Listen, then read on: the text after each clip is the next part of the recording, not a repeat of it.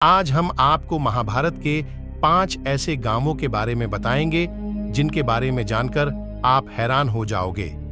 तो चलिए जानते हैं इसके बारे में विस्तार से। नमस्कार दोस्तों, मैं अथर्व तिवारी आप सभी के सामने पुनः एक बार उपस्थित हूं एक और नई कहानी लेकर।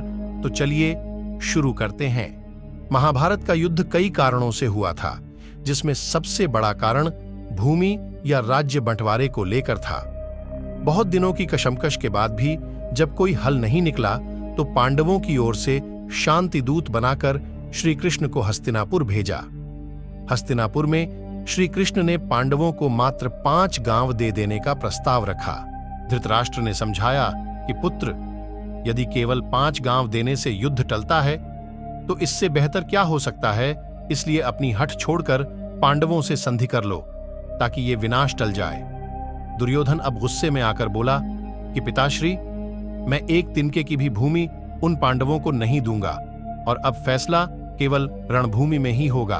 तो आइए जानते हैं कि वे 5 गांव कौन से थे और आज उनकी हालात क्या हैं। श्रीपथ, सिही, कहीं कहीं श्रीपथ और कहीं कहीं इंद्रप्रस्थ का उल्लेख मिलता है।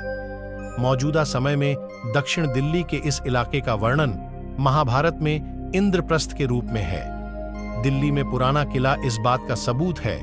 यहाँ खुदाई में ऐसे बर्तनों के अवशेष मिले हैं जो महाभारत से जुड़े अन्य स्थानों पर भी मिले हैं। दिल्ली में स्थित सारवल गांव से 1328 ईस्वी का संस्कृत का एक अभिलेख प्राप्त हुआ है। यह अभिलेख लाल किले के संग्रहालय में मौजूद है। इस अभिलेख में इस गांव के इंद्रप्रस्थ जिले में स्थित होने का उल्लेख है। हालांकि सिही या सीही गांव हरियाणा का एक गांव है जहां पर कवि सूरदास जी का जन्म हुआ था और जहां पर जन्मेजय ने प्रसिद्ध नागयज्ञ किया था। अब ये गांव आदर्श गांव है। बागपत, इसे महाभारत काल में व्याघ्रप्रस्थ कहा जाता था। व्याघ्रप्रस्थ यानी बाघों के रहने की जगह। यहाँ सैकड़ों साल पहले से बाघ पाए जाते रहे हैं। यही जगह मुगल काल से बागपत के नाम से जाना जाने लगा। यह उत्तर प्रदेश का एक जिला है। बागपत ही वह जगह है जहां कौरवों ने लाक्षागृह बनवाकर उसमें पांडवों को जलाने की कोशिश की थी। सोनीपत, सोनीपत को पहले स्वर्णप्रस्थ कहा जाता था। बाद में यह सोनप्रस्थ होकर सोनीपत हो गया। स्वर्णपत का मतलब सोने का शहर। वर्तमान में यह हरियाणा का एक जिला है।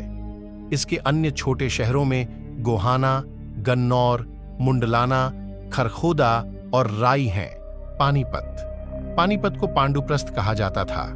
भारतीय इतिहास में यह जगह बहुत महत्वपूर्ण है क्योंकि यहाँ 3 बड़ी लड़ाइयां लड़ी गईं। इसी पानीपत के पास कुरुक्षेत्र है जहां महाभारत की लड़ाई हुई।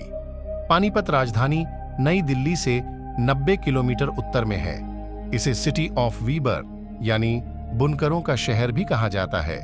तिलपत, तिलपत को पहले तिलप्रस्थ कहा जाता था। यह हरियाणा के फरीदाबाद जिले का एक कस्बा है जो यमुना नदी के किनारे स्थित है। इस कस्बे की आबादी लगभग 40,000 से अधिक है। सभी 5,000 से अधिक पक्के मकान हैं। तो दोस्तों, ये थे महाभारत काल के 5 गांव जो आज भी मौजूद है। क्या आप भी इनमें से किसी एक गांव में रहते हैं?